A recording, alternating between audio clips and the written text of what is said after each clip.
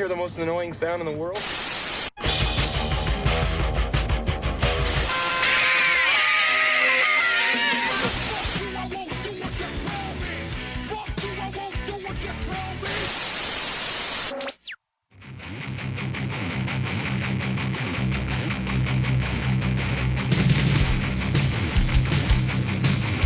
Welcome to Rage Against the Mainstream, your full spectrum source for all things music, insight, and opinion. My name is Bill, and I'm joined here today with Connor and Steve. Yo.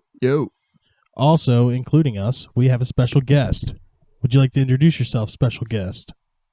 Yes, I am Bill's father-in-law. No, this is Michael. Thanks for having me, guys. Not a problem. Yeah, welcome. So, give our listeners a little background, Michael. Who are you? What do you do? I have been a professional musician since for 45 years, and I've played just about everywhere. We're just hundreds of musicians, mostly in the progressive rock or what they call now classic rock genre. Done a lot of times in the studio, spent a lot of time in the studio, recorded many albums, songs. Just finished most recent album with a band last year, and we're just going to start working on our next one now.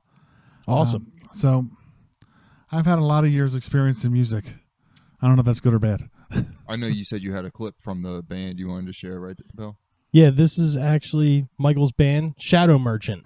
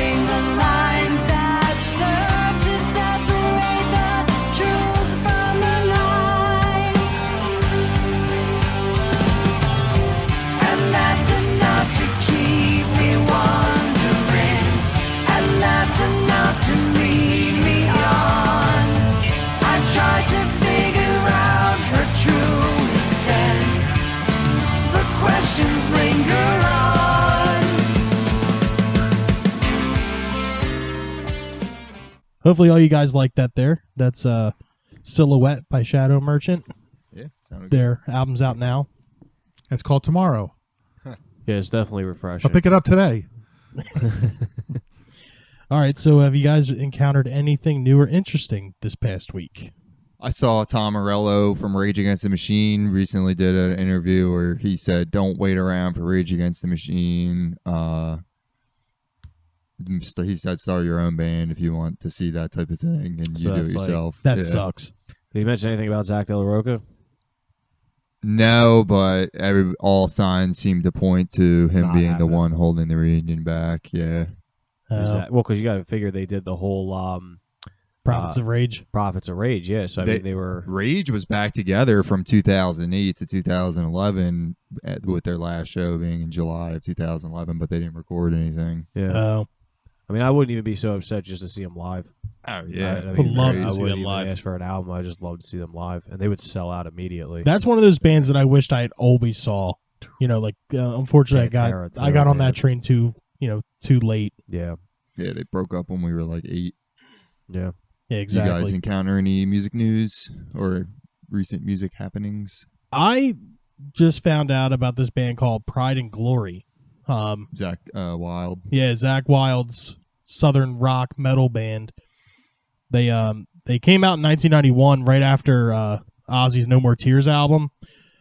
Pretty much what happened was Ozzy did the No More Tours tour, and he's like, all right, well, if it's done, I'm going to start on something else. And I heard the song Losing Your Mind. Insane. Wasn't the tour Ozzy did last year called No More Tours? No More Tours 2. Oh, okay. Yeah. That one might have been his last world tour. Full circle. Yeah, exactly. What about you, Steve? So in a previous podcast, we discussed Megadeth. I did also briefly bring up a few weeks ago about them in the studio recording a 16th album, new album. Wow. But I did bring up because their latest release was a compilation. It was called Warheads on Foreheads. I thought it was the dumbest fucking thing. I thought it was a ploy to get money. It was super disrespectful. But I do, appreciate Megadeth. I mean, they put out some good stuff in their early years. Oh, So absolutely. I'll always give it a listen. But the most recent thing, aside from them actually in the studio, they are announcing reissues for 3 of their albums due out July. It's a shame because the 3 albums they're doing reissues of are United Abominations, Endgame, and 13. And Are you kidding me? I'm not even a fan of any one of those Oh albums. my god. But there's a cover of Led Zeppelin's Out on the Tiles. They're doing a live version of Washington's Next. I mean, they got some like extended plays on these reissues. But Yeah. dude, I mean, like you picked those 3 albums. Yeah, I mean, I get it. exactly. You're not going to go back and do Peace Sells and Rust in Peace and things like that. But dude, I don't give a fuck about United Abominations to begin with. Yeah, you that think I'm was gonna go out there horrible. and buy a goddamn reissue of it? Did Come you on, like dude. Dystopia? I didn't mind Dystopia. I thought Dystopia was I great. think Dystopia fucking blew new Metallica out of the water. Oh, 100%. It's funny Bring you them up. mentioned that because I'm reading here. It said that they got nominated and won a Grammy for it. And it was the first time they won a Grammy after 12 nominations. And while accepting the award, the house band played Master of Yeah, Puppets. Holy shit! That like, But dude, they played it so bad that Dave Mustaine didn't even know that it was Master of Puppets. Oh, yeah, wow. that's so perfect. And like, I think he did an interview afterwards, and like, well, how'd you feel that they messed that up? He's like, that was Metallica. yeah, that's fucking hilarious. He's probably like, I never even heard that song, honestly. But yeah, I mean, I'm It's excited. not one of the ones he 'cause wrote. You figure after Death Magnetic, when Hardwire came out, Hardwire sucked. I don't like Hardwire. Yeah, I didn't like. I didn't like but anything. Dystopia, yeah, like I didn't mind it, and for them to record a new album, it's funny because I'll just go listen to it regardless. Yeah, Even if it's not good, and I heard it's not good, I'm still gonna give it a shot because you're a fan of Megadeth. yeah, and like Mustaine's a great musician. He's Yeah. a great musician, man. At the end of the insanely good musician. Yeah, if it's a band that you liked still from when you were a kid that's still putting out albums, it's real hard for them to break that bond with you. Like Weezer, I think is the only band that's really broken that with me, where I just don't care when new Weezer stuff comes out. day. Yeah, like I listened to Saint Anger, and then I listened to never fucking went Death that far. Magnetic, and then Hardwire came out, and I listened to it front to back because they premiered it on a radio station at midnight the day it came out, and I listened to it, and I laid there afterwards, and I was disappointed. But I listened to it. It's just how it goes, man. At least you didn't buy it. 9th podcast No. in a row that Metallica got mentioned. By the This way, is becoming a stupid record and it's pissing me off. One day. Can we go one day without mentioning anything Metallica related? God damn it. On this day in music history, Okay, 1959. Liberace wins his case against the Daily Mirror at the High Court in London and says afterwards, I cried all the way to the bank. The paper published an article claiming the pianist was homosexual, which was later found to be true. ain't that something though? Yeah, but you have to think though. In Back then, it was 1959, way like, more that's serious. insane. Yeah, if he would have been confirmed then of being homosexual, then Yeah, it would have meant the end of his career for Yeah. sure. yeah, back then in Hollywood, it was really taboo, and even if the press knew it, they didn't tell anybody. They kept it quiet. 'Cause Yeah. They knew it. It's not like today when everybody's got cell phones and the press. Somebody finds something out, the press releases it right away. Yeah. Back then, they kept it taboo TMZ is 24 hours. Yeah. Ridiculous. because Yeah. his biggest fan base was women. Yeah. So he had his amazing star in Vegas, and he just had this humongous female following. So they couldn't let it out because it would have ruined his fan ruined base. And he was a great entertainer. And when it came out after he died, it was like, well, yeah, everybody kind of knew it anyway, but they kind of kept I it only quiet. knew that from the first Austin Powers Yeah. movie. Like, Yeah. and who knew Liberace was gay? Yeah. Yeah, they kept it quiet, the press. Fast forward to 1967, Barbra Streisand, I'm sure we're all big fans here, sung for an estimated 135,000 fans at a concert in New York City's Central Park. The show later aired on CBS as a TV special with the soundtrack album A Happening in Central Park.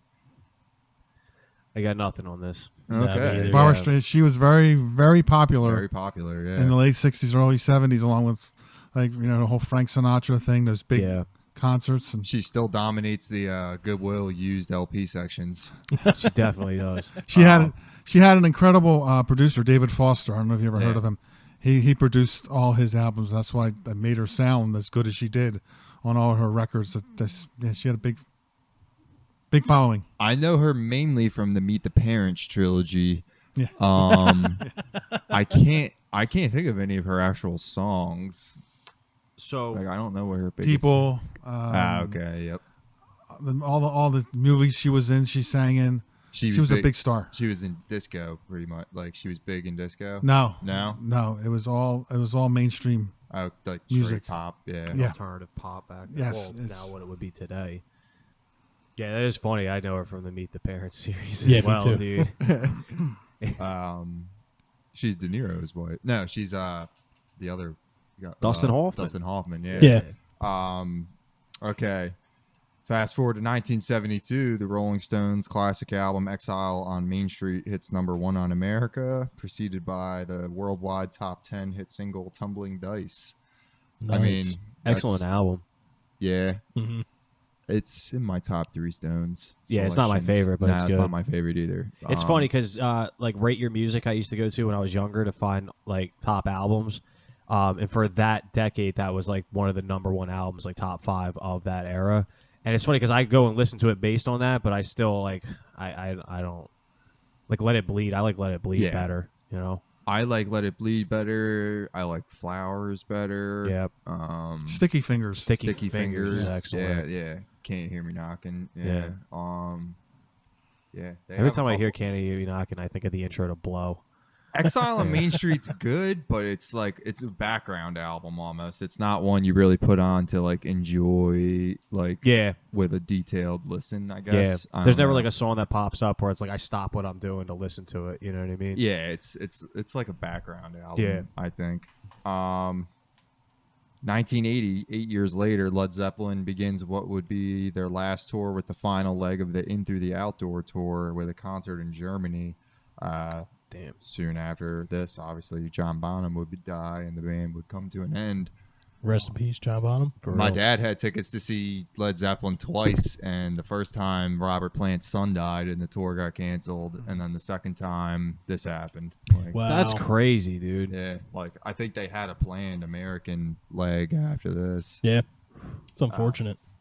The year after that, at Earl's Court in London, 1981, Pink Floyd play the last of 31 performances of The Wall, a unique stage show where a giant wall is erected and torn down as the band plays the album in its entirety. It's Roger Waters' last concert with the band, which breaks up in 1983 and carries on without him a few years later.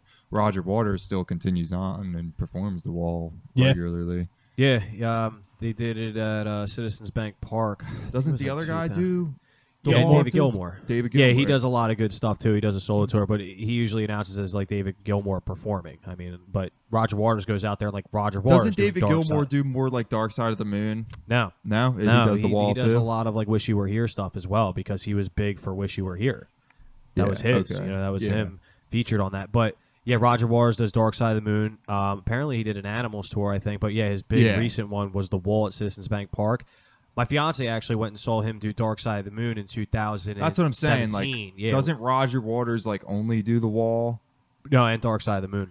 He does. He toured okay. a couple times with Dark Side of the Moon. He did the Wells Fargo Center, like I said. He did Outdoors. He did Citizens Bank Park. He did The Wall.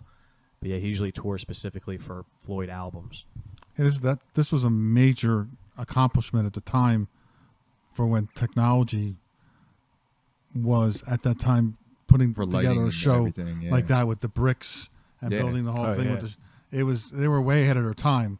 There wasn't many bands doing this kind of Stage Multi-dimensional performance kind of show. simultaneously. My dad saw them in Philly at I think the Vet at the Wall tour, and his friend had to sleep outside of the Vet for 3 days. to get those tickets. That's Yeah, insane. 3 days in a row, he was just at the vets, like eating, sleeping, never leaving his spot in line to get. And these you don't Pink have that Floyd kind of tickets. stuff anymore with concerts. No. No. Well, now everybody scoops in and buys the tickets, and then you just have to pay whatever price that everybody who bought all Exactly. the tickets sets the new price at. Yeah, like StubHub, it's all determined based on what the lowest sale is for Back then, its there was no resale. network for this, Yeah. like Yep. aftermarket ticket exchange. Okay, I spent many nights sleeping outside of the Yeah. Spectrum, waiting Yeah. to get in line for maybe tickets. that's where it was. The Spectrum. Yeah, I used Maybe to not outside the that. box office back in the back in the 70s. I slept overnight at the Spectrum just to get tickets to Yes, Yeah. and and also the first one of JFK with Yes and Peter Frampton. Holy Slept shit. outside there waiting to get tickets. Now you can just get them online and get them wherever. Yeah, Yeah. now you're just at mercy. Takes all to the fun out of price. it. That was Yeah. fun.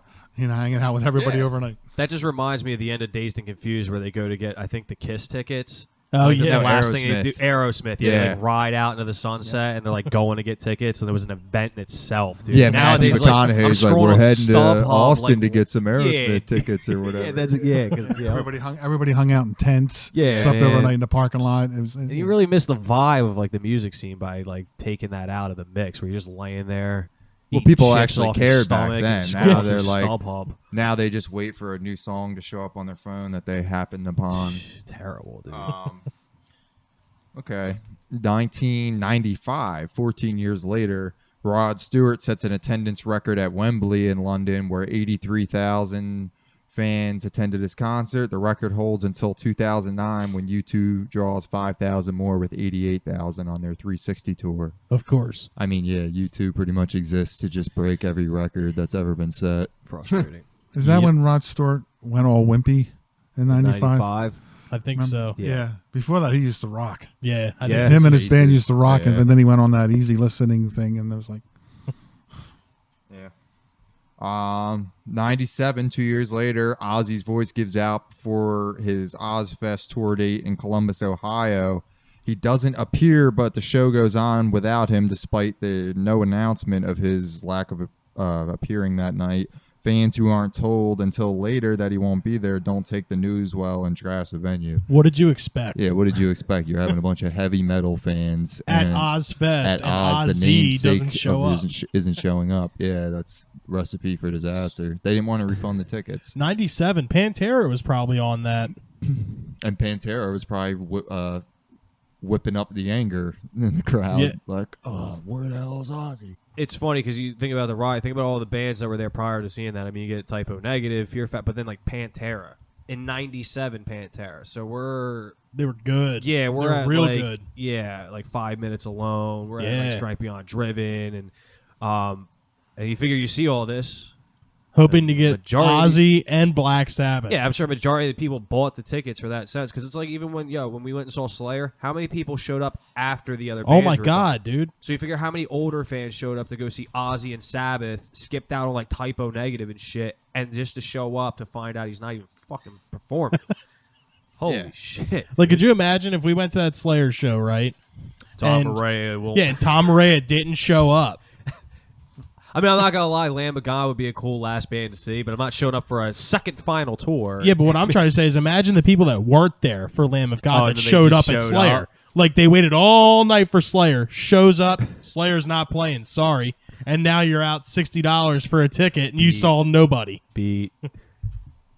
Well, I mean, it was in Columbus. Like, you imagine the big cities near there. Like, you have Pittsburgh, Cleveland, Indianapolis, Cincinnati within like 2-3 hours. Like, they probably only had an Ozfest tour date in Columbus, since it's like Columbus is right in the middle of those cities, and maybe they had one up in Detroit, which is maybe like 4 or 5 hours away. Yeah. So tons of people for this big ass concert probably drove 2, 3, 4 hours to come, and I don't blame them. It wasn't just like some little, like, it wasn't like us going to Camden 25 minutes away. Exactly. and just going to a concert. Sometimes for I the think night. it's hard for us to understand like like the resentment or whatever that's caused or something like this because the venues that we're by are so close. yeah. Like 30 minutes we're in Philadelphia.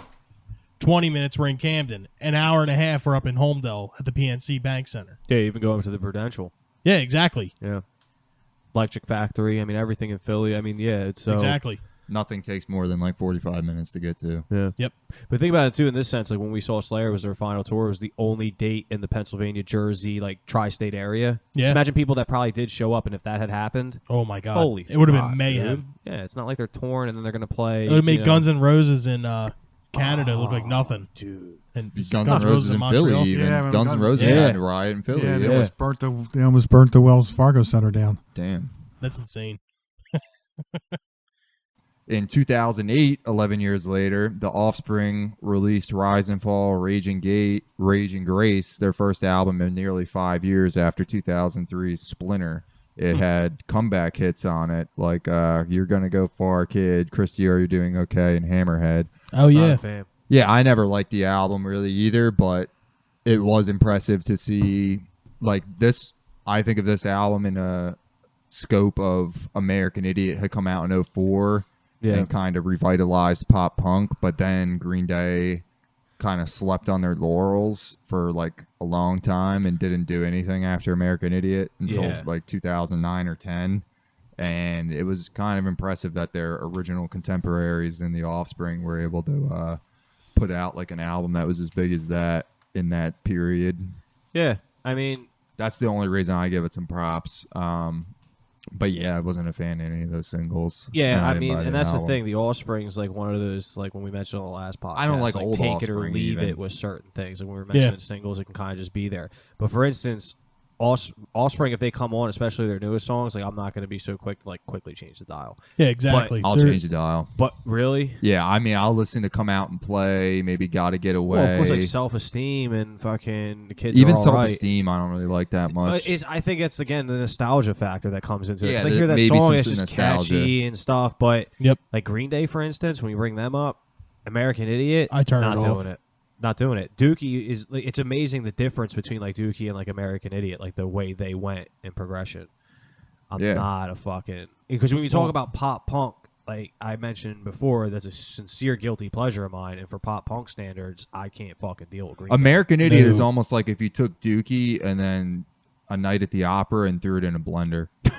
Yeah, Like, yeah, and it doesn't sound that yeah. good. No, it doesn't. It's not right. Like literally Dookie, the album and the literal form. I remember the first time I heard And Basket Night Case. at I the was Opera. playing this video game. I think it was on like PlayStation 2, that BMX XXX, and I heard Basket Case, and I was like, "This is fucking cool." It's like Yeah. all the songs that you heard Dookie's on like fucking Tony cool. Hawk's Pro Skater. You know what I mean? Yeah, But exactly. then American Idiot, I don't care. I'm I not like the title sleeping track until on it's- American Idiot. I'll say that. That's about it, though. Dude. All right, we'll move it on. All right.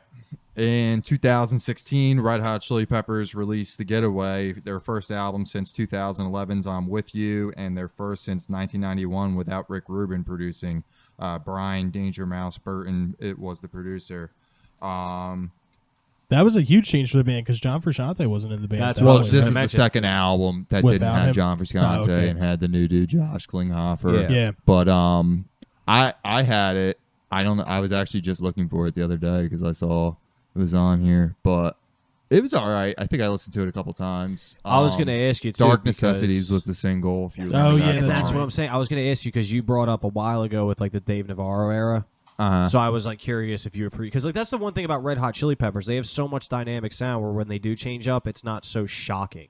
Because they could, like think about the difference between Freaky Styley and like Blood Sugar Sex Magic. Yeah, I really The Mother's don't. Milk. I'm kind of torn with how to rate and grade the new era of the Chili Peppers with Josh Klinghoffer. I like it, but it doesn't pop like it used to, for sure. No, yeah, definitely not. Um, Well, for Shante, well, was he just came a- from like Beck and like the indie rock Yeah. crowd. He was like a touring guitarist for Beck, and I forget who else, but maybe like Radiohead. I don't know. It was something like that. But I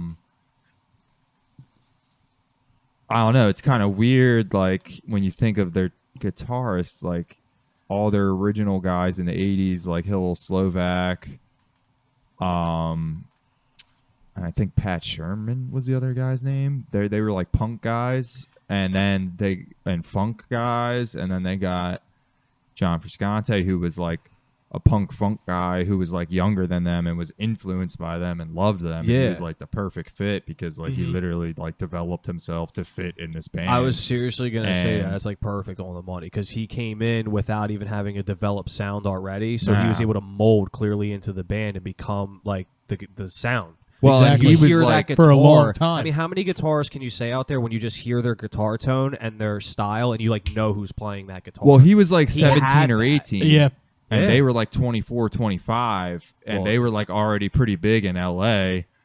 Had like 2, 3, maybe even 4 albums out, Mhm. and he was like a fan Yeah. and like was obsessed with them and got good at guitar because he wanted to be able to join this band, and that's what happened. So like and he wasn't even. Like, That's just a good at rare- guitar. He was. that's like, Yeah. a rare yeah. ingredient for a guitarist is that like he had like 5 years before he joined the band to become their like the greatest guitar player that they could have. And also, when you got like two guys up there, because Flea is so dominant with his bass sound, Mhm. but you can blend his guitar, and you're literally getting both aspects of it. Because you know how, like, when you hear certain bands, like either the guitar or the bass, depending on who's better as the musician, you'll hear it more dominant. But you get to hear both of those instruments in such a quality where you get to appreciate both of them as being as good as they are. Yeah. Like I said, like I know, like when you hear Frusciante's guitar, you know it. Like Yeah, you, you just know it. 100%. You know it's him. There's no question. It's the same thing with like Sublime. Like you just know. You know what Yeah. I mean? The thing with Josh Klinghoffer is like it's almost like you took a good. It's like you replaced John Frusciante with like Johnny Marr, and it's like normally you shouldn't take that as like a diss because Johnny Marr from the Smiths is like this incredible original guitar player, but he kind of doesn't fit Yeah, that's in the the thing. Red Hot Chili Peppers. Yeah, but I agree. since It's he's like- so good, yeah. it's not going to be bad. It's like you got like a puzzle piece It's missing. yeah, it's And you like exactly. cut it just to make it fit in there. It's like, it's good, not but it's right, not quite but it's, right. Yeah, it's, Yeah. it's missing something. Music news. Today in music news, scientists create a sound so loud it can rupture your heart and boil water. Sounds like the brown noise. The brown sound, The brown sound, note. yeah. The brown That was note, called yeah. The brown note, They that's called what it the it is. brown noise. No, Yeah, brown. but it was the play the brown noise. You have to play the brown note. Okay. What was that on a recorder? South Park. Yeah. South Park. Was it a recorder though? Sounds like the Who. Yeah. A team of researchers, which included members from the Department of Energy's SLAC National Accelerator Laboratory, directed small blasts of water at powerful X-rays that instantly vaporized the surrounding water, resulting in a shock wave. A train of shock waves followed, and once the threshold for how intense underwater sound can get was crossed, the water then formed small bubbles, which quickly decayed. This indicates that scientists have reached the potential limit for how loud sound can be when observed in a liquid water state. It's just crazy. We're in a type of warfare now to where we can just kill people with sound. Well, doing that underwater is probably a terrible idea because you don't know how it's going to travel through water, probably, and it could affect The ship far megalodon as come hell up on away. the Jersey Shore. Yeah. That Like could when happen. you're dealing with like tiny particles and waves, you don't know where it's going to go. and Yeah, how it's gonna exactly. end up like radiation. They since the first nuclear bomb, they have to make steel completely different. They had to abandon the Bessemer process because of the way radiation is around now. Like they need radiated steel for certain things and such. Huh. Yeah. Next thing So in now, music, now they're just going to wheel a truck out in the middle of the battlefield and just turn this machine on and kill everybody. Yeah. Literally. Make sure they direct it the right way at the enemy. Everybody. Okay, put your earphones on, earplugs in, boom. Yeah, they're just Everybody's gonna dead. go out there with like sonar weapons and just start shooting, just sound waves out into the battlefield. Everyone. it's gonna be like Mars Attacks. Yeah, Remember that that's movie? exactly what it's all about. And their brains like explode, dude. It's literally Exactly what what it's gonna old be lady like. and Lucas Haas driving around in the pickup. Yeah. the movie's great, dude. Next thing we got here in music news is Courtney Love states Hole is definitely talking about a reunion. Courtney Love hinted at a Hole reunion in an interview with The Guardian May 25th. The rocker said members of the iconic grunge act are definitely talking about getting back That's together. a bold statement. Iconic. Iconic grunge. act. Iconic grunge. Okay. If so, it would be the first time the group had performed since 2012 when Love briefly reconvened with bassist Melissa Auf der Mar drummer Patty Schmel, and guitarist Eric. It's a shame because everybody in that Well, band where is the hell really did you good find these except for people? Courtney Love. I know she ruins the whole thing by singing. Like Melissa After Mars played with Smashing Pumpkins. Yeah. Patty Schmel, Nirvana wanted as their drummer before Dave Grohl came along because she was so good. I think they may have gotten the ticket with Dave Grohl. And Eric Erlandson almost joined the band. It's alleged that Eric Erlandson, and Pat Smear were going to be in the band that Kurt Cobain was supposedly forming with Michael Stipe when he died. Oh wow! So like they were all like talented, like, but Courtney Love just ruins it with her like Hollywood crap all the time. So not to get too hung up on this, but let's say Hole does do a reunion and they tour. Hologram or no hologram? No, they're I would legit. prefer a hologram in this Yeah. instance. They're actual human beings. So they're touring. They're the headlining act. Okay. There's nobody else that you really know performing. It's all like they're not like on a bill with Foo Fighters or any of that Just shit. It's Hole. just Hole, but there's like probably like 2 other bands. They have to too. go on tour with like fucking Paramore or something. I don't know. How much would you pay $21 tops. after like fees and taxes? I'll do maybe $10 more in fees. So, like- but like I would at probably max. just go to the box office so I wouldn't have to deal So with yeah, that. you're saying like $20. $21. What are you yeah. saying, Bill? I wouldn't go. You wouldn't even go. I wouldn't even go. Not even $1. I wouldn't waste my Absolutely. time. Mike, no. Well, yeah, absolutely I don't not. know. I would just maybe go for the story because I do like the One Hole album, but I'm kind of under the opinion that she didn't write it. So Yes. it Courtney Love is of no like fixation to me. Yeah. You know, Yeah. They should tour. The Distillers are coming back around. They should tour with them because they sound exactly alike. The singer for the Distillers and Courtney Love are like identical in their sound. it's not even really talked about, but the album after Live Through This that everyone says Kurt Cobain wrote, Billy Corgan like got credit for Jesus writing Christ. the album after that, Celebrity Skin. Like he's like credited on several, including the title track, which was the biggest hit. Like he's like a co-writer. It's very weird because he was in the mix prior to Kurt being with her, and then he was like in the mix after his death with more like credits and what Courtney Love was doing with Hole. Maybe Billy Corgan killed Kurt Cobain. This is He is a big opinion-based. wrestling fan. He probably not does like conspiracy. fighting. He was on InfoWars, so he's crazy. We just started a conspiracy theory. Billy Corgan killed Kurt Cobain. On this episode, Our last thing here in music news is Slash confirms that new Guns N' Roses music is absolutely happening. While talking with Detroit's 101 WRIF, Slash explained why specific details have been sparse. The thing is, we haven't really done anything yet, and I don't like to say anything. You know how these people used to promote shit and lie through their teeth, so I just wanted to be honest about it. And so there was really no telling of what we were going to do at that point. But at this point, I do know that we are going to do this run of fall shows, and we've already started working on stuff. So there you go. I care about this almost as little as the whole reunion. I mean, just for the gravity of it, Guns N' Roses, and especially with Slash being the one to even talk about it, Yeah. kind of puts it on the presumption that it's going to be Axl, Slash, Duff. I wonder if Izzy will get back. I doubt it. We know that Adler is not going to be there, definitely. See, like, No. if they did a tour and they were like, we're playing all of Appetite for Destruction and all the good shit off Use Your Illusion and nothing else, Take stuff off of GNR Lies. and GNR Lies, Mhm. Yeah. then maybe I'll go. But it's not going to be like that. They're going to play 5 songs maybe from Appetite, and then Welcome to the Jungle, Mr. Brownstone. yeah, and then same Citrus from Use Your City. Illusion, and then one from GNR Lies probably. Then they're probably But going to play dumb shit from the Spaghetti Incident, dumb shit from Chinese There's some good Democracy. stuff on They're probably Spaghetti gonna, Incident, bro. they're probably going to but Ain't It Fun I don't by care about Dead hearing them Boys. play covers. Yeah, neither do I. And then they'll probably play stuff off whatever new shit they're cooking up. But in relevance, yeah, like, would you listen to the new Guns N' Roses album if I it was bought released? Chinese Democracy for $1.99 Oh. brand. Actually, no, it was 99 cents brand new. I at was Best with you the Buy. day you bought it. Yeah, We sat in the car and we were like, what is this? I This bought is that. garbage. Best Buy got the. This was in a period where CDs were still kind of kicking, and It was in the Oblivion bin. at Oh, Best just- Buy. oh, Buy wow, dude. and Target and Walmart were like competing to get like the exclusive like distribution rights of albums. So like I remember like Target had Pearl Jam Backspacer as an example, and Best Buy was the only one that got Chinese Democracy. Chinese Democracy hit number 3. Backspacer by Pearl Jam hit number 2, and these were all just being sold in Target or Best Buy.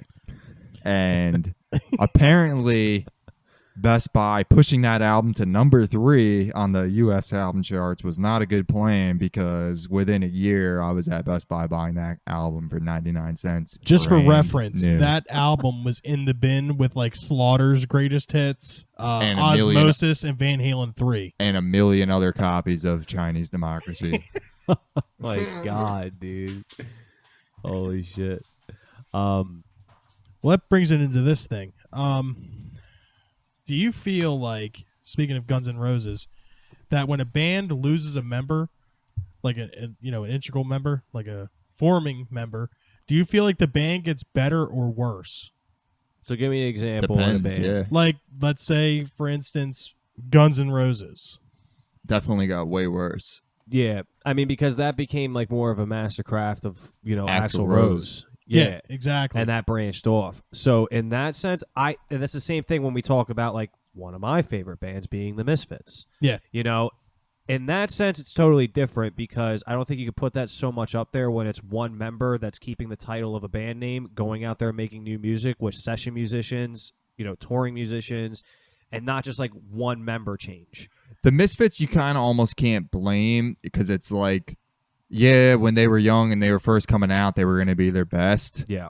And they were basically a friendship, and the friendship fell off, Yeah. and one dude wanted to do it and one dude didn't. So the one And then dude it was who all wanted to legal do it battles kept for doing it. rights to merchandise and shit like that. And 90s Misfits isn't terrible. Like, I think it was worth doing Yeah, for I sure. agree. So It's in not a as sense, good as the Danzig era Misfits. no. But No, obviously, that's obviously, but, yeah. Um, But talking about bands in like the sense of replacing, let's say, like one specific member. It all depends on what on the band, what the band's sound is based around. Yeah, If it's more of a guitar-based band, then changing guitar player could be crucial. could be crucial. But if it's more of a singer's band with the guitars and kind of, like take a band like Foreigner. I mean, I'm going back a little ways, but the singer was what you listened to when you Yeah. heard Foreigner. Was a Yeah. singer, mhm. and they're still playing now, but it's like a Foreigner tribute band. Yeah, But the singer sounds just like Lou Graham, so it sounds No one good. cares. Yeah. And the guitar musicians kind of just fill in. So it all depends on what the instrument in the bands are out front. If the guitar sound is the really out front sound of the Yeah, band, you then substitute changing other guitars. members, Yeah. even the singer may not matter that much. So in that regard, like for instance, there's several bands out there where they have absolute, hits as well as credibility, and with two different artists performing. Because when you're talking about like singer dominant guitars, like let's just bring it up just to get it out of the way, because I'm obviously probably the unpopular figure. AC/DC is a prime example. Bon Scott died, and Bon Scott was responsible for some of their biggest hits with like TNT, Oh, yeah. Highway to Highway to Hell. Hell. You know what I mean? Dirty Deeds. Whole lot of Rosie. I mean, there's so many good songs. But then Brian Johnson comes over with the Back in Black album, and he has songs that are literally just as iconic, with like Back in Black, Shoot the Thrill, Hell's Bells off that album. Well, AC/DC was rising. They were still on their way up, and Led Zeppelin died, Yeah. and right at that moment, and then Bon Scott just was there at the right time, Yeah. Brian like Johnson. the perfect moment. Yeah, Brian Johnson. Yeah, When Brian he yeah, was Brian in. Johnson. I'm sorry. Yeah. It was a tragedy, so they had to find somebody that kind of fit in, and they found somebody that sounded close, and it kind of worked out. And I Yeah. guess because the audience was like, well, he died, so he can't come back. He didn't leave. Yeah. So you don't have your Bon Scott fan base and your Brian Johnson fan base because Bon Scott's gone. Yeah. We got to go with this guy if we're going to still Yeah, like the they band. could have changed Yeah, the exactly. name maybe, Yeah. and just started a new band that started. Well, that's the scary yeah. factor, because for instance, you put on a Bon Scott song, you put on a Brian Johnson song, it's always like AC/DC, as opposed to like you listen to Chinese Democracy era, Guns N' Roses, and Appetite. I Doesn't hear even two different sound- bands. Well, you know? have to remember too is that those type of bands are guitar-driven bands. Like if you didn't have Angus Young and AC/DC, it wouldn't sound like AC/DC But you anymore. still have It Angus wouldn't Young. sound Yeah. the same. Yeah. Yeah, but that's what I mean though. And like with Guns N' Roses, he basically got rid of the whole rhythm section of that. He got band. rid of the entire band. Yeah. And Like it's he got rid of different, too, everything. yeah, when like And it a was like member s- dies, and like what Mike was saying with like when someone steps in that like limelight, but it's after a death, it's like harder to like judge him and say like you're not a fit, because what are you gonna do? It's not like the dude that was singing is sitting at home and he got fired. It's Yeah, more so like exactly. there's nothing we can do, but we still love this band. What can we do? And if you go out there and give them the respect of performing the same way, but see, in my opinion, I thought. I'm not gonna say I don't like Brian Johnson AC/DC 100% because like I enjoy Hell's Bells, the Yeah. song especially, some of Back in Black, but like Bon Scott era AC/DC was just so much more like just raw rock and roll. Just he Yeah. was, you know what I mean. He just had the attitude, the stage presence. He Did was they just- have Mutt Lang before Back in Black? Yes, Yeah, Okay. yes. I think Mutt Lang was their producer from the beginning, Yes. wasn't he? Yeah. But then you talk about more artists, you know, like in the difference of like, let's say, replacement artists, and we could talk about Iron Maiden. Or the Replacements. The Replacements sucked after Bob Stinson left. Or maybe even the No, greatest we're not of doing all. this. We're not going to do this one yet. We're going to save this one because we'll get Iron What, Maiden out of the The way. Replacements? They're- No. You know who we don't he's have gonna to go. We don't have to go into more detail on You that. know who Bill's going to want to talk about. Oh, So we'll Van get to that at the Halen. end because that'll be extensive because Bill's going to have facts from fucking 1988 to like specifically lay on us or some bullshit. So listen, Iron Maiden though, that's a different sense because Paul Di'Anno is responsible for one of my and probably the best album by Iron Maiden, which is Killers, and also the self-title. Yeah. Never then- liked Iron Maiden. You never liked Iron Maiden. I never got super into them, but I don't if like they're the on the radio, voice. I'm not going to turn them Dude, off. I They're don't one of like them the type of vocals. bands for me. Well, that's the thing. You probably don't like cliche Iron Maiden, which is Bruce Dickinson Yeah. with his operatic style vocalist. Nah, I hate it. Bro, Paul Di'Anno is so much different. Yeah. Never Like he listened. went out there in like leather pants and gauntlets and was up there like it was like a punk band. If you watch them live at the Rainbow in like the late 70s, it looked like a punk band up there. And especially the Killers album, the song Killers, you know, Phantom of the Opera, Why'd they Wrathchild. get rid of him? Why He was a leave? huge cokehead. He was a Uh. huge drug addict, and he couldn't like perform sometimes, and they were having obviously personal issues. But if you listen to his raw edge like vocal quality, that's why I like Paul Di'Anno way better because what you're saying, I don't like the vocals. That's usually the first reaction. You either love Iron Maiden or you can't stand. Do you that like Bruce op- Dickinson at all? Yeah, well, this is the thing. I like the album Power Slave. Number of the Beast has a couple good tracks, which is like their most hailed album. Well, that's the one with Run to the Hills, Run right? to the Hills, yeah. Yeah. And but Aces High, Flash of the Blade, there's like, and it's funny because a lot of the songs that I like are they're more toned down instead of the high pitched like opera type songs, you know, because they have a lot of like anthem songs, like Rhyme of the Ancient Mariner is like an 11-minute track. Fear of the Dark, you know, they have a lot of songs that are more for crowd presence, but you have to understand Iron Maiden coming out in that time when they first were, they were just like this heavy metal band, and Paul Di'Anno was out there just like all over the stage, just sloppy, just Yeah. but he was like invested in the music. He just obviously couldn't perform sometimes. Is he still alive? Yeah, dude, and he's like he looks like Sid Barrett now, like after Sid Barrett totally fell off the wheels. Bald, you know what I mean? Like compared to what he looked like in the 70s and the 80s, he looks like the transformation because now he's like a big meathead. He's bald. He's got like that peanut-shaped head, you know what I mean? I'm about to Google him. Yo, for real. But I'm telling you, Iron Maiden, man, Killers era, definitely the best. Now here, because of this topic, we will slip into what Bill wants to talk about. Go ahead, Bill. Well, probably the biggest, line or singer change, and love it or hate it, is Van Halen when David Lee Roth quit or was asked to leave the band, depending on who you talk to. He was replaced with Sammy Hagar. Now, I know, Steve, you really don't like Sammy Hagar and you don't like Van Hagar, but it was almost like it was a better commercial move for them to have David Lee Roth exit the band and to get Sammy Hagar. Not only for songwriting and hits, but the band evolved like drastically. Like if you listen to 1984, the last album with David Lee Roth, and then 5150, the first album with Sammy Hagar, it's almost like it's an entirely different band because they evolved. And I feel like David Lee Roth held them back. With that being Yeah, said, but do you like the synthesizer driven late 80s Van Halen Like, do you compared to like the Jump? early Van Halen? no, I don't like Jump. Okay. I'm not saying I like Jump.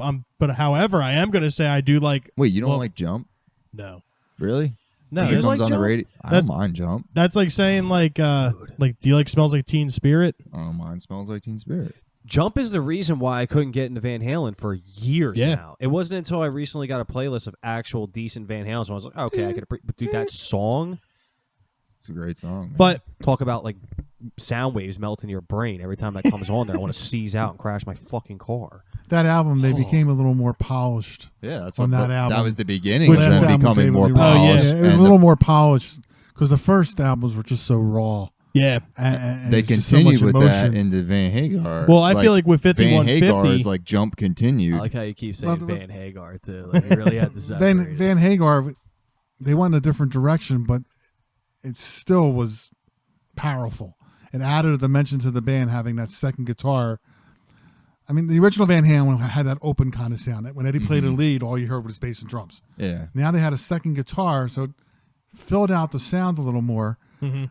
And plus with Hagar's voice being different, and he's so versatile. Yeah, but they Versatile. never hit that raw like there's no eruptions in the Van Hagar era. Like there's no the band evolved. It just and evolved, yeah. I feel like they evolved for better. the guitar work got worse though, kind of. No, I wouldn't go that far. The songwriting got way better. They experimented a lot more, and I mean, besides the exception of like balance. So you like Van Hagar better than Van Halen, I'm not saying I like Van Hagar more than Van. but you're Halen. making the argument that they evolved and that they evolved. Yeah. Yeah, and that the they evolution evolved was in a promising. positive way. I do feel like the band wouldn't have gone farther with David Lee Roth. Like I feel like they were pigeonholed with what David Lee Roth wanted the band to be and what his ideas were of the band. That's why you didn't hear a song like Jump until 1984. That's why when 5150 came out, there was all kinds of crazy shit you have never heard. Before that, you never would have knew Eddie Van Halen was a proficient piano player. Ever. He's just a multi-instrumentalist, dude, and he's just great. And I felt like David Lee Roth and their producer at the time, Ted Teppelman, held him back. And I feel like Well, how with you- that I mean, change, how are What's you your gonna- favorite Van Halen album? my favorite Van Halen album is Women and Children First. What's your second favorite Van Halen? 5150, What's your third favorite? Van Halen 1, What's your fourth favorite? Van Halen 2. It's going to go down the line of the Van Halen, David Lee Roth So albums. besides 5150, what For Unlawful Carnal Knowledge is really good. do you And- like? OU812? Yeah, I like the OU812. Jesus Christ. Dude, listen, Van Halen has not put out an album that I did not like. Van Halen 3. Yeah, Van but Halen listen, I 3. mean, as a Van Halen fan, you were able to listen to them when they already had their catalog, pretty much. You know what I mean? Everything was already there for you. Yeah, to be able but to listen to. however, I wasn't until I was in my teenage years until I found out that there was Van Hagar. I didn't know that. I thought it was just something entirely different, and this was Sammy Hagar, and that was it.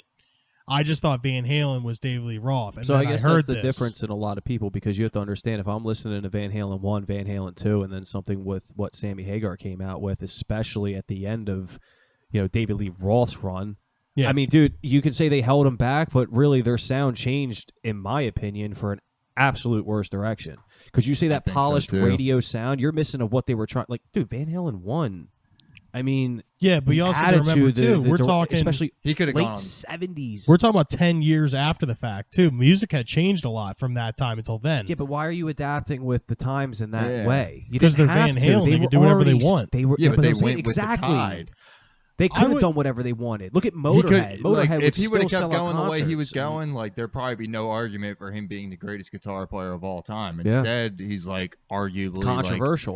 Like, he's, However, like, not a shoe in the top 5, really. Like yeah, which I think is bullshit. But here's the other coin of this argument.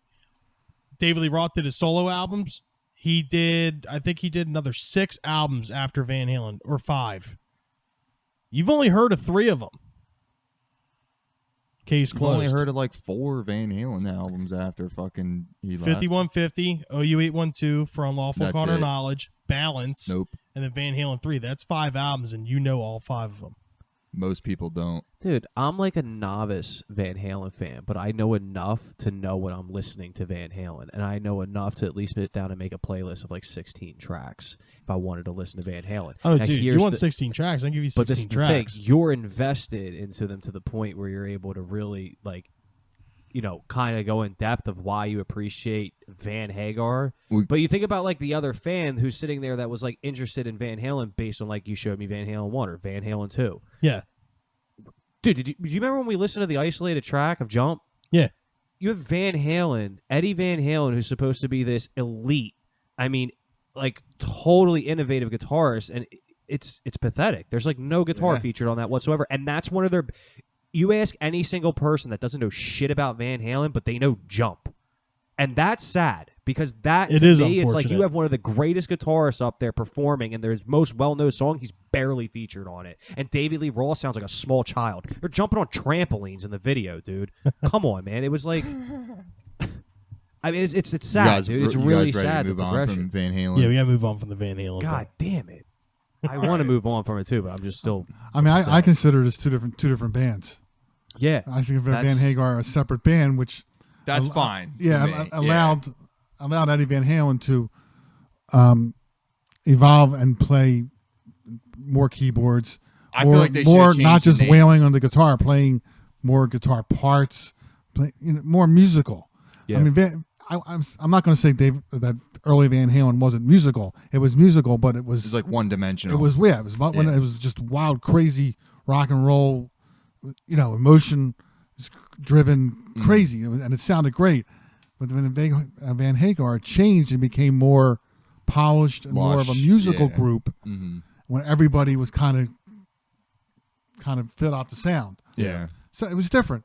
They should It was change the different. name, and then I'd be a lot more okay with it. It was just different. Yeah. And we can talk about, speaking of changing names, we'll mention another band that did pretty much the same thing with a big musician, with Black Sabbath. Oh yeah, Like With Ronnie Ozzy James, and Ozzy. yeah, Ronnie James Dio came in the mix, and they still toured as Sabbath. Like Heaven and Hell came out as a Sabbath album. Mob Rules came out as a Sabbath album.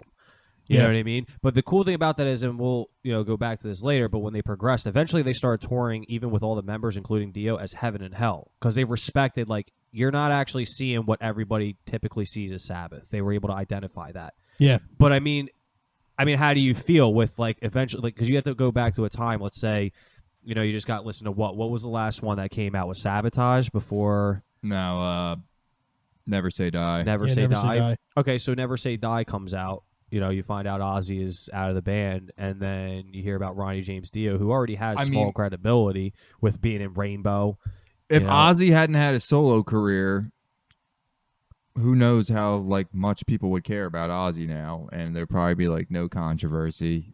Yeah, Like I Ozzy's agree. such a larger than life figure that it becomes hard to take him out of Black Sabbath. But if he hadn't been that figure, it would be a lot. It'd be like AC/DC, like a lot of people Do don't you think even they know could have Bon just Scott. completely progressed with Ronnie James Dio had it been that way and still been okay with it being Black Sabbath? The same with Well, like, yeah, because AC/DC? when Ronnie James Dio joined, he was bigger than Ozzy Osbourne.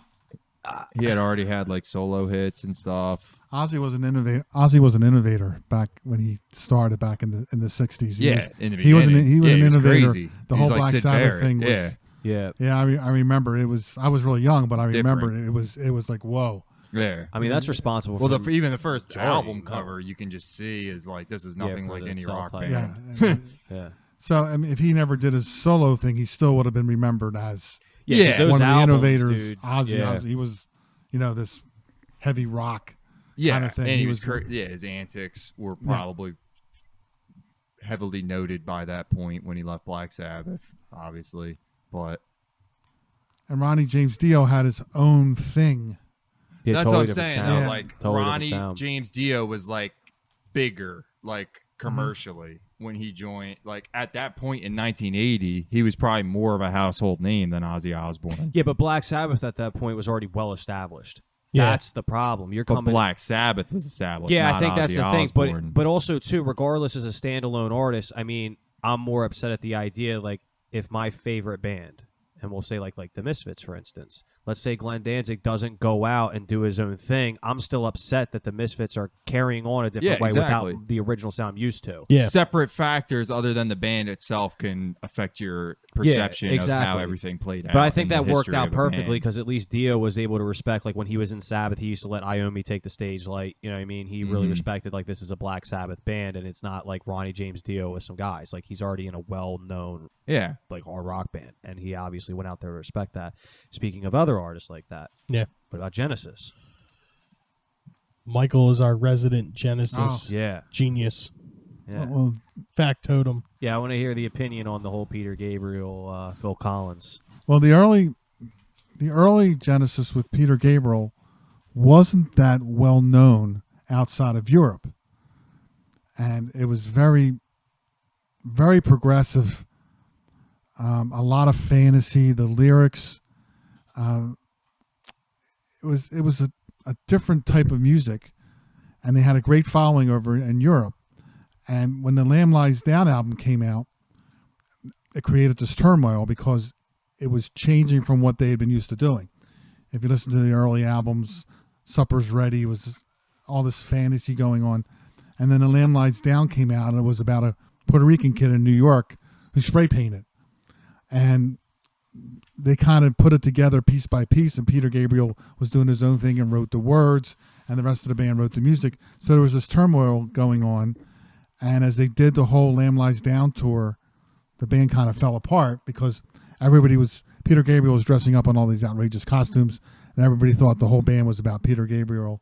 And the rest of the band got very upset because they wrote all the music, and they felt important. So there was egos involved. Tony Banks, the keyboard player, is an egomaniac. So Peter Gabriel left. He kind of had to leave at that point because he became bigger than the band. And then the band didn't want to listen to him. At the Yeah, same and the time. band wanted Yeah. to be equal. Mhm. And so I was like, well, I'm going to leave and do my own thing. And so, I mean, you know how the story goes. They looked and looked and looked for a singer, and they couldn't find one. And all of a sudden, Phil Collins was singing. It's like, well, why don't you do it? Yeah. And they had a bunch of music written for the Trick of the Tail, and the Trick of the Tail album, which was still very progressive as far as music goes, came out, and it was a huge hit, and they became popular in America. All of a sudden, Oh, before so that, they didn't become popular in America until after Peter Gabriel had already been out. yes, true. I mean, the Lamb Lies Down, they started to become popular in America, but not Like Fringe. yeah, it was still not big Yeah. until they came out with Trick of the Tail, and then they became worldwide stars. And this was Peter Gabriel. Was Peter like Gabriel had already left. Was he already kind of big as a solo artist? He had started his own solo thing, and people had Like he had Nico. fans too. Yeah. all his original albums, which didn't have titles. They just Ah, called it the like- Peter Gabriel, the Car album, the With Games Melted Without Face album. Frontiers and- Yeah, they had different names. So he was doing his own thing, and Genesis, and then the writing in Genesis started to change and become more commercial, shorter songs. And when the Lamb Lies Down, they were broke. By the time the Lamb Lies Down album came out and the tour, they were broke. They probably exhausted their advance from Yeah, 3 albums and ago. the show that they had to put on Yeah. tour with the Lamb tour with, at the time, all these different screens and all these different costumes, all the staging. That when Phil Collins came over as the singer, and they started to tour, and it was a different atmosphere. It was more fun. The songs were more upbeat, shorter, not as, I don't want to say weird, but not as fantasy based. They drew in a bigger crowd. So it was like two bands, and then they started doing more popular music. As Phil What do you Collins. prefer? The Peter Gabriel early era or the Phil Collins era? I like the first album they did with Phil Collins, Trick of the Tail, but after that, I don't Yeah. really like the stuff they did after that. Yeah. Wind and Wuthering was a good album. It was still had a lot of long progressive tracks on it. But once they got into Duke and Abacab and all that, it became more of a pop band. They called it pop progressive at the time. But I just like the older stuff better, not because it was Peter Gabriel, but just the music itself. So it was like two different bands, and they made a fortune with playing as Phil Collins, the front man. Was and Phil all that. Collins doing the solo stuff at this time too, or did Genesis like break up not too long after this, and then he just went solo? Well, the original band, Phil was the drummer. You Mm-hmm. know that when the original band, he's just incredible drummer. Yeah. And when he took over as the front man, it was just the very beginning when he started doing solo stuff Okay. at so- the same so he's time. doing So it it was simultaneously. just starting. So he didn't become a big solo star until like the Duke or Abacab album when he started Right, when coming out with his Genesis own was kinda stuff. falling When off. Genesis was getting bigger, all of a sudden he started getting bigger. He as a eclipsed them at soloist. some point, right? Yeah, and No Jacket Required, those albums by Phil Collins, they became pop. He became a pop star. Yeah. Everybody wanted him. He had this gated drum sound that everybody wanted on their albums. He wanted all the bands wanted him to come play with them, you know, for the sound, and he became just this huge star in the 80s. Yeah. So by the mid 90s, he was done with Genesis. He wanted to do his own thing. And Genesis tried to move on to somebody else, and it didn't work. And so they stopped playing. So But, general consensus, you think Peter Gabriel over Phil? The older stuff, yeah. Yeah. But I still like the Trick of the Tail album, Yeah. which was the first album they did with Phil Collins. Do you think that one's on par with the best of the Peter Gabriel era? Yes. Yeah. Yeah, it is. Yeah. Okay. Yeah. But Phil, I mean, they made a lot of money, which is, you know, what can you say? I mean, they said they sold out, maybe, but still good music. It was still good music. Yeah. And even though they still wrote it together. You want to get paid at some point. Yes. Yeah. And they had struggled for so many years. Yeah. They had struggled for You over have the opportunity. Your foot's in the door. Money's on the other side. It's Yeah, hard. they struggled for 8 years. They put their heart and soul into writing all this music. And then Phil comes out front, has a more laid back, fun with the audience kind of act, not this all the costumes and all this kind of thing. It's more of a fun thing going on. And people got into it, and the fans got into it, the band got into it, and they wrote it.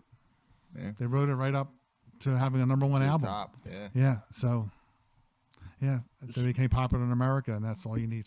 So They kind of find- like Go ahead. no, I was gonna say like kind of like wrap up in the sense of like what we're discussing here because we're mentioning, you know, especially with like Genesis, with Van Halen, with Sabbath, like when we mention like artists, even Iron Maiden, that like replace their singer, you Mhm. know, and start a new sound. And for instance, like to like AC/DC after Bon Scott, to like Genesis after Peter Gabriel, to like Iron Maiden off of Paul Di'Anno, but also enjoy the predecessor as well as the one who took the reins afterwards. Exactly. This is where, and this is how like I kind of want to like end it and see if you guys agree or disagree. And it doesn't have to be specifically on this band, but I'm going to use them as the example. Stone Temple Pilots. All right. It's a good So example to use. Scott Yeah, it's a good Weiland, example. you know, it's not really a vocal driven band, but it is like Oh, Scott yeah. Weiland's yeah, that's how you voice- know it's them. yeah, his voice was just so recognizable, and obviously we know the issues Scott had. He passed away. But Rest in then peace, Scott. they go on with Chester, you know, from Linkin Park, also Rest in rest in peace. peace. Yeah, but they said, you know, they featured his name with Stone Temple Pilots. They didn't go Yeah. out there. Now they got this new singer. Jeff They're at- Gutt. They're actually on tour right now, and they recorded a new album. And I'm telling you right now, if you listen to this album compared to like Core, it's not Stone Temple Pilots I agree. at all. And I was 100% it's funny agree. because I'm on all these threads on Facebook and Instagram, and you know, I would see comments where people were like, "This is bullshit," and then you would get like people of like a newer age being like, "Move on. This is Stone Temple Pilots now. Like some of you guys just need to move on." And it's like, no, No, it's they not- need to move on from Stone Temple Pilots, that's what and I'm if saying. it's not the Exactly. same It's not even band, they about need to that call it anymore. something else. Yeah, it's like that's why I liked about like Joy Division. They went out and did New Order. They want to make new music, but they want to be able to play all their The- like they want to Exactly. be able to walk down memory lane and, that's cash the checks. terrible. Yeah. So I mean, like, I mean, dude, don't get me wrong. This dude Jeff Gutt, he's not a bad singer, but it just isn't Stone Temple You're Pilots. missing- Scott yeah. Weiland. that Yeah, it's not album- Scott Weiland. That album And they just came out with. Not dude, for is nothing, not- dude. He is kind of what made that band. There was nothing really that was like earth shattering about any of the No, other yeah, members. exactly. Robert, Dean DeLeo, they weren't like characters. Like, I mean, maybe in the early days of Stone Temple Pilots, they may have been like equal. You know what Yeah. I mean? But as the band progressed, Scott Weiland was like the shining guy. star. Yeah. Yeah. He was the dude. Hey, he's Yeah. like, what's his name? He's from Bush, Gavin Oh, Gavin Rosdale. Rosdale. If they wouldn't Same have thing. had a good singer, they wouldn't have been popular. No. like their guitar Scott Weiland is what made that isn't band. like No, you're distinctive right, enough to Yeah. drive them to be like a guitarist. Yeah. only No, it was- band. Exactly. It's definitely Yeah. a vocal driven band. Yeah. yeah, Because the early Stone Temple Pilots, they kind of came in It that was during that derivative genre a when it little was bit. Yeah. and that new, I don't know what you would call it, type of Post grunge. Yeah, right. Yeah, I mean, it's Yeah. like Yeah. alternative And horror. They were like the rock, first yeah. really crop popular. of the post grunge, like Yeah. the Really Nirvana popular. imitators, and it was definitely vocal driven. You heard his voice, you know it was that. You knew it, man. Yeah. Yeah. Like And even it's- when we saw Stone Temple Pilots in 2010, Yeah, like with Scott still there, I mean, he wasn't fully there, if you catch my of drift, course. but you knew it was him. When he was performing, Like- he was at least. like- yeah, he was I- performing. He was into it. Yeah, he For he better was and Scott worse. Weiland, yeah. and I mean, I didn't see them with Chester Bennington or with the new guy, Yeah. but I can't imagine them having the same type of chemistry with them versus with Scott. Well, the reason why I brought this up is because the only thing I'm really going to set into the disagreement factor, like for instance, when we talked about with artists when they pass away, what you do. I agree. Like, if you want to tour, like for instance, like Queen, everyone hated on Queen when Paul Rogers jumped in there. Paul Rogers Yeah. already has the credibility behind Bad Company. He wasn't coming in there trying to be Freddie, but they want to put on a show for people to be able to see Queen songs live, and at least with a singer that can somewhat compensate. Because you're never going to Exactly. match Freddie, but people wanted to see Queen. Well, and they at least had the decency Yeah. to say Queen with Paul And that's the thing, Rogers. they didn't And go out Stone there and- Temple Yeah. Pilots did that too. With Stone Chester. Temple Pilots, it was Stone Temple Pilots with Chester but they don't Bennington. do But that now they don't and this do is what I'm that. talking about. And Queen, that's strange. Yeah, Queen that didn't they- go yeah. record an album with Paul Rogers and call it a Queen album.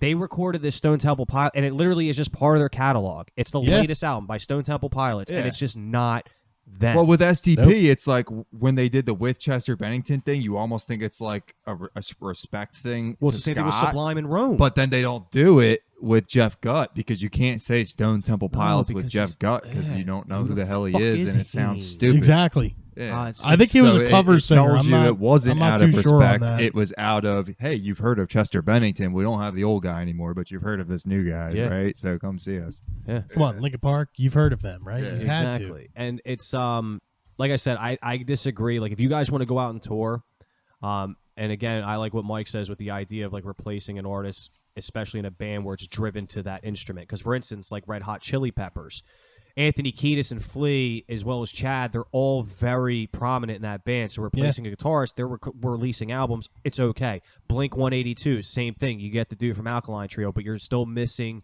you know, I heard Tom's coming back. That's what I've heard that's too. a total conspiracy. So, because he just did the new Angels and Airwaves shit. That's not happening. We're not going into that right now. But like I said, when you replace an artist, if you guys record more albums, it's one thing. But in the sense of Scott Weiland, like you said, that was such a prominent band for him. Yeah. You know, it's such a like he was literally carrying that on his back. Don't get me wrong, the musicianship and the instrumentals are good in quality. Yeah. But dude, that's like if like as I mentioned before with like Joy Division. Not so much as a well-known band, but they had the respect value that they're going to go out and record new music with the members, but make a new band name. Yep. It's like if you guys want to go out there and record a new album with this guy, just get a new name. I actually have a band here that I want to bring up. Connor and Michael may not be familiar, but I know you are. Killswitch Engage. Yeah. They had Jesse Leach as the singer. Yeah. Jesse Leach left. Then they got Howard in. Then Howard left, and they got Jesse back. Yeah. I just think it's interesting. I mean, it's not like Killswitch Engage is like such like a crazy band to where like, you know, they get rid of a screamer dude that can like sort of sing, Yeah. bring it back. But I just think it's kind of interesting that they had the original guy actually come back. You know? What do you mean? Like, why is that? I mean, because that's the same thing with like Sabbath. Same thing with Judas Priest. Yeah. When Halford left and Tim Owens jumped in there, and then they brought the original guy back. Yeah, that's You true. know, they brought Halford right back after Owens. Because I mean, but there's another band where that Tim the Ripper Owens era was just nobody even fucking steps on it. It's not even like I don't think I've heard more than one track by that dude. No, me either. Like for real. But again, I feel like it's okay if a band wants to go out there and tour in the respect of touring as a band. For instance, like Queen. For instance, like Journey. For instance, you know, Sublime with Rome. Even when Led Zeppelin toured with with Jason Bonham, I thought that was really nice and respect Yeah. for John having his son out there as well as him already being a known drummer through Foreigner. Yep. But also too, when you go out there and record an album and it's called like, you know, again, The Misfits, you know, Stone Temple Pilots. I mean, it's like you're not giving the fans what we're expecting and what we're accustomed to, and for anybody to say like move on, like it's a new singer. Like, no, this is a band that established credibility decades ago, and you're not going to come out and just we're going to be okay with this. Mm-hmm. I don't think that's fair. What was going back to Queen for 1 second? What was the reason for them coming out with Paul Rogers? Because the Paul Rogers Queen thing didn't seem to fit. While Adam Lambert seems to fit Yeah. the Yeah, Queen he does definitely. mode, while the Paul Rogers thing was like, that's a weird combination. Well, I think Because it's Paul just Rogers because, has that raspy voice, Yeah. the Bad Company, and he's singing Queen when Freddie Mercury had this sweet voice, which is more kind of like Adam Lambert. I wonder what was the whole reason behind that Paul Rogers Queen thing. Well, you have to think. I think at the time when you're just trying to find a replacement vocalist, as well as them being both from the same area, and Paul Rogers being so familiar with Bad Company and the availability, I think it probably just fell into circumstance. Because But they played some Bad Company songs Yeah, when they play when Queen that's why they played got with a lot Paul of Rogers. friction behind it as well. Yeah, and it was kind of this is kind of weird, Yeah. But then that scares you too, because then if you go out there to sell tickets as Queen and you're not getting exactly what you thought you were going to get, and you're paying top dollar, Queen with it's- Paul Rogers. That's what I'm saying. At least I mean, because you're not going in there with like this new vocalist. Like, for instance, could you imagine seeing AC/DC for the first time with Brian With Adam Johnson? Lambert. No. Yeah, I don't think I could see that. I think I would throw up just impulsively. What do you want from me? Last week, we suggested for you guys to watch Rush, Beyond the Lighted Stage. It was a documentary directed by Sam Dunn and Scott McFadden. Those of you who don't know, Sam Dunn is the one that directed the movie Metal: A Headbanger's Journey, and then later went on to Metal Evolution that was on VH1. We recommended it to you guys, so hopefully you watched it. But if you didn't, it's basically from the start of Rush all the way until wasn't Moving Pictures. What was Axe and Arrow? Was it Michael? Snakes and arrows. Snakes and arrows. Snakes and Arrows. And it basically just went over, from the beginning of the band all the way through, when they first started getting popular in America, to them having their little slump and then coming back in the 80s stronger than they ever were. I thought it was an insanely good movie. It was very, very informative, extremely informative. It's not one of those movies where, like how like Foo Fighters Back and Forth was, where if you It weren't was a better fan, done than that. It wasn't like as in-house. yes, You know what I mean? yep. But all in all, I thought it was an extremely good movie. The interviews were great. Yeah, Jack Black, yeah, Jack Um, Black. Tim Comerford, Yep. Billy Corgan, Kirk Hammett, Taylor Hawkins, Zach Vinnie Wilde. Paul, Trent Reznor. Yeah. Yeah. Lots of good interviews in it. It was an extremely good movie, and it just shows you how. Nick Huh. Raskulinecz, that was interesting. Yeah. He produced a bunch of Foo Fighters albums, and then from that, I think Rush liked what he was doing, and they started using him. Yep. He was like a newer guy who they felt like fit in with their style. And it just goes to show you how influential and how important a band like Rush is. And it shows you too, like, you don't really have to have any kind of, genre norms like in a band to actually be successful, because Rush they're not classified as really anything. They're just Rush. They're Yeah. progressive rock. Well, they're progressive Rush, but there's no bands that sound like them. They're just Rush, and that's it. Yeah, I So mean, kind of obviously- similar to Yes. Yeah, I was going to say. They had so many different the influences they had. I mean, they had the big influence from Cream, Yeah. and Cream was the original power trio. Mhm. So they wanted to be a power trio, and so Rush's first few albums were power trio, blues, rock, Yeah. Working Man, those kind of songs. And then when Neil Peart joined, they started with the new different lyrics, and they started to go off into the word fantasy again. Mhm. They started these extended songs with these different parts, and they turned into to a progressive rock band. Yep. And against what the label wanted them to do, the record label wanted them to do, and they developed this cult following that just became huge. Yeah. I never knew they had another drummer before Neil Peart. I Yeah. thought he was always the guy, and that's like the worst of it between like Pete Best, Chad Channing. Like I Yeah. can't imagine being the dude before fucking Neil Peart. Like, Yeah. man. They actually had a bass That player. must They had a suck. bass player before Geddy Lee. Oh yeah, was Geddy Lee the singer when they had the bassist? No. They just had the another old guy. bass player Yeah. was the singer. Okay. He wasn't in the band that long, but Mm-hmm. yeah, but then it was. But it's been those three for 40 years. Yeah, How do you keep a band together for that long? it's crazy they're done Exactly. now. They're one of those bands you thought they would keep going until one of them croaked. Yeah. Well, physically, they can't do it anymore. Probably not. Yeah. No, Neil. Even Neil- Geddy Lee, like that bass is probably real Geddy Lee's tricky the at only his one that's. age. Yeah. Yeah. Geddy Lee's the only one that can still, I think, do it. Alex has arthritis Mm. in his hands, so he can't play as well as he used to. And Neil, just he's Yeah, well, 70. He yeah, can't play. he can't He play can't that play good. the There's drums no like that way you're anymore. going. Yeah. Well, all of us being musicians, we definitely know how let me think of the word. He'd have to here. be on like an army regiment to keep Yeah, that exactly. up, and even like then, they're he'd just probably kill difficult himself quicker. songs. Like even their easiest songs are extremely difficult and like Oh, technically yeah. proficient. Yeah. You know? And it's funny too. You can start to see like when older artists go out and perform, and then they choose their set list wisely. Like Yeah. you can tell they're playing certain songs. Like you know why this. Well, when slow you have a song big is even- catalog to Yeah, pull from, but I'm that's saying you get to definitely see how the you do it. progression and difference. Like when you start seeing a band that was like playing very intricate songs as their most popular ones, until eventually when they start doing set lists, and you can tell like there's a couple filler tracks in there for them to like kind of catch a break. Yeah. You know what I mean? I saw that a lot with Foo Fleetwood Fighters Mac. do that. Yeah. And the last tour that Rush did was Last year, right? yeah, no, it was about 3 or 4 years ago. Oh, really? It was incredible because they started from the newest songs and they worked their way all the way back. So by the end of the show, all they had on stage was a drum set, an amp on a chair, and Oh, another that's amp. cool. It was like they did back in the high school days, Oh, wow. and so it was like a whole story of the band coming from the new all the way back to the old, and it was really amazing. And they really paid tribute to all their fans, and it was really an amazing show. That kind of reminds me, actually. I'm not a big U2 fan, but I remember this little snippet of information. Their big album, Joshua Tree. Yeah, the track list on that. Mhm.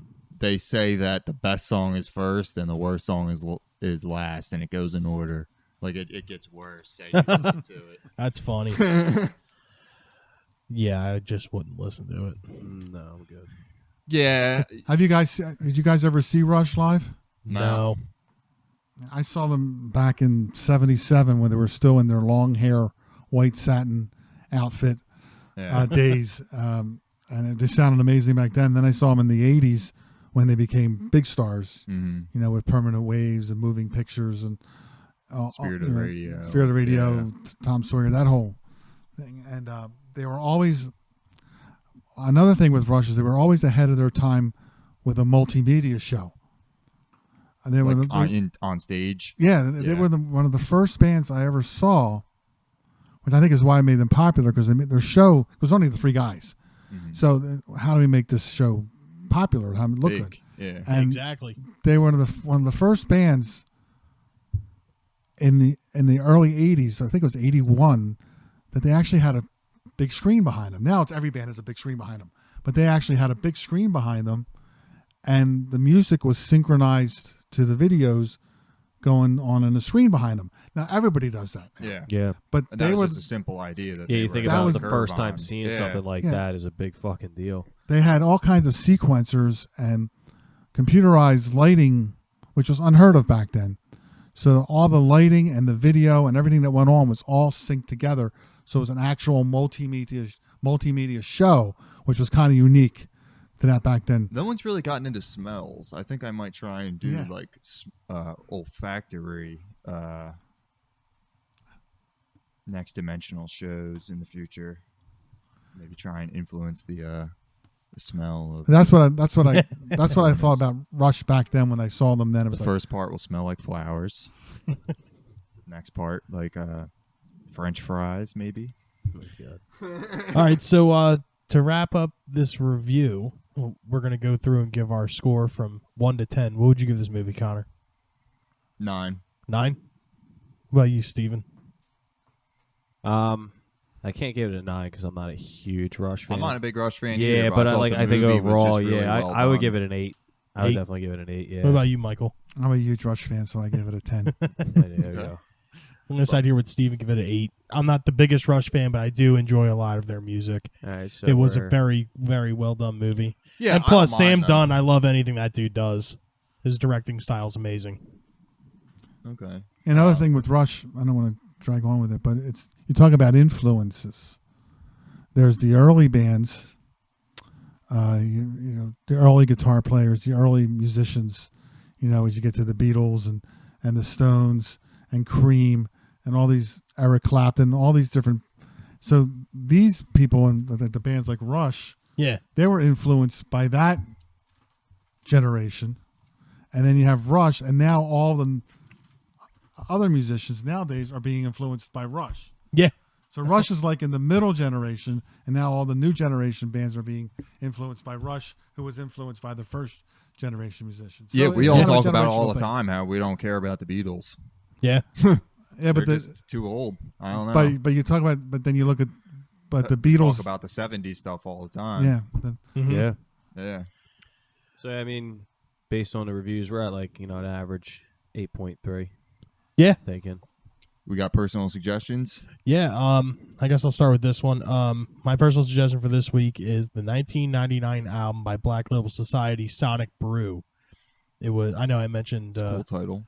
yeah, I remember I mentioned Pride and Glory earlier, but this is the album that he did after. I like Zach Wild. Yeah, Yeah. this is the album that he did after Pride and Glory, obviously 8 years later, but it just shows you the versatility of. So who- is this the first Black Label yeah, Society this is the first album? Black Label Okay. Society album. This is the first thing that you've heard. No, never mind. Scratch that. This is the third thing you've heard since Pride and Glory because Ozzy wound up doing Osmosis, Mhm. and then he came out with Sonic Brew. But I think it's a very, very good album. On the 1999 U.S. reissue, there is a cover of No More Tears on it, and it's actually surprisingly good. Does he sing it? Yeah. Okay. Zach's the vocalist and guitar player of the band. Okay. I'm going to recommend, I don't know what album it is of it. It's probably the 9th or 10th, but it's Sonic Youth's 1995 Washing Machine. Okay. It was kind of their step out of like the grunge years. Like they kind of had, it was like their third era. The first era was like really noisy, and then they were hanging out with Nirvana all the time. And their second era with like Goo, Dirty, and Experimental Jet Set, Trash, and No Star were more like they were grunge and Yeah. well, grunge influenced. And then Washing Machine kind of started the final era of Sonic Youth, where they almost became like Grateful Dead-y, where they got a lot more chill. Their guitars became more pretty instead of noisy, and yeah, it's a great starting point for a Sonic Youth prospective listener. Awesome. Yeah. What do you got for us, Michael? I'm going to go off the board here. Probably you guys don't realize this, but there's an album by the Beach Boys called Pet Sounds. Oh yeah, Of course. It was one of the most influential albums in Paul history. McCartney's favorite. It changed music at the time Mhm. because it was before that it was all just 1, 4, 5, you know, single songs. They threw them together for an album. It was the first like album that was put together as these songs belong together, and so that's why I always look at that as an influential album. Oh yeah, I'll take that over anything. I mean, I know I just talk Oh, trash yeah. on the Beatles, but I would take that's an album from that time that I would put as something to listen to instead of the Beatles. So my recommendation. 100%. It's actually by this thrash band. It's called Devastation's the name of the band. The name of the album is Idolatry. Now, here's the thing. I didn't realize this because I heard the sound of it. Bill, you're familiar with like Sepultura? Yeah. The album Arise. Okay. It sounds just like it. And I was like, this is weird. So I looked up the guy. The guy, Scott Burns, is the one who produced it. Yeah. Dude, he produced Leprosy, Spiritual Healing, Human. He produced like the first 4 Cannibal Corpse albums. Oh, the wow. first 3 Sepultura albums, Obituary, Demolition Hammer. I mean, like all these huge 80s, 90s That's metal awesome. bands. And it's weird. That's awesome. But yeah, the Devastation album, you should check it out because it sounds literally just like Arise. The vocal quality is just different. I, in my opinion, thinks it's better at times, but the album actually came out in 91 also, so Sweet. prominent year for thrash. Prominent. Awesome. the Black Album, dude. Bro. We just couldn't fucking finish the podcast without it being mentioned. You were Oh, the one yeah. looking You at talking about- everybody like wait, you talking about 1991 was a big year for thrash. We were What, talking about what are you gonna mention? Jay-Z? That's true. the Jay-Z album. No, he's talking about Metallica, dude. Metallica's thrash album, the Black Album in 1991. Self-titled, the one with the snake on the cover. It's all black. It had a bunch of hits on it. All right, so before Bajillion Steve has an copies. aneurysm and dies here because of all the Metallica talk, our group suggestion this week is to check out the documentary Remastered, Devil at the Crossroads. It's on Netflix. It's a documentary film. He about the influenced life- everybody. Yeah, Literally. Robert Seriously. Johnson documentary. They Something have cool his to check out. If you're in the local South Jersey area, his discography is currently for sale at the low price of $4.99 at Jupiter Records on cassette. It's a steal. Good to know. I've been like meaning to pick it up, but for some reason I just find other stuff in there. Well, now here you go. Here's the opportunity. Michael, is there anything you want to give a shout out to? Anything new musical endeavors that you're currently doing? Any plans on future shows or anything like that? I'm doing a lot of traveling this summer with a Genesis tribute band out of New York called Rail, which is the character's name in The Lamb Lies Down on Broadway. R-A-E-L, Rail. If you want to look that up, Rail, the music of Genesis. And we play a lot of old Genesis from The Lamb Lies Down back. It's mainly Peter Gabriel era, right? Yes, it's Peter Gabriel. Awesome. And some Peter Gabriel solo stuff. Nice. And You guys do Biko? no, we actually go back farther than that. Games Without Frontiers, In Your Eyes, Hill? Red Rain. Salisbury Hill. Yes, Yeah. that one too. Yeah, and the Genesis songs we do go way back, like Supper's Ready and all the old songs. Shock the Monkey. No, we don't do Shock the Monkey. No. Great song, but we don't. That one's hard to pull off. Yeah, I bet. It's a weird kind of beat. Dun, dun, dun, dun, dun, Quick Like, anecdote about that album that Shock the Monkey's on by Peter Gabriel. That's later on, right? how innovative he was. He did that whole album without cymbals. Oh wow. That's Yeah. pretty He just neat. said, "I'm gonna try." Yeah, that's the way he was. Yeah. Yeah. And I'm also, I know Billy Joel may not be a big topic here, but I play with the Billy Joel tribute band. We have a lot of fun going out doing summer shows around the neighborhood. A band called 52nd Street. We do a lot of summer shows, outdoor concerts. Which That is a lot LP of is fun. also big in the Goodwill used sections. Yes, and also the original band I'm in, Shadow Merchant. We talking about starting a third album. We're looking at a couple songs to start recording. So that's enough. Excellent. Sounds like you're a busy guy, so we're going to let you get rolling here, Michael. Thanks for having me. Oh, No problem. Absolutely. Anytime. Absolutely, man. Anytime. You're welcomed here whenever you want. This is Rage Against the Mainstream signing off. Once again, thank you, everyone, for your continued support and listening. I'm Bill. Connor. Steve. Michael. Have a good night, guys. Thanks for listening.